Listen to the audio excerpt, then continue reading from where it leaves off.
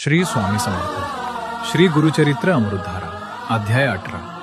श्री क्षेत्र नृसिंहवाडी येथे श्री नृसिंह सरस्वती स्वामी महाराज 12 वर्ष वास्तव्यास होते. श्री गुरु भिक्षेसाठी अमरापूर गावात रोज जात असत. त्या गावात वेदाभ्यास करणारा एक ब्राह्मण गावातून भिक्षा मागून आपली उपजीविका चालवित असे. त्या ब्राह्मणाच्या घरासमोर एक मोठा घेवड्याच्या शेंगांचा वेल होता.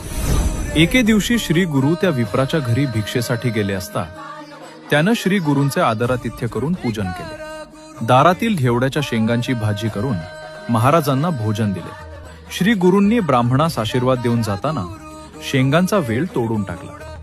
त्यावेळी ब्राह्मणाचे कुटुंबीय यतीश्वरांना दोष देऊ लागले.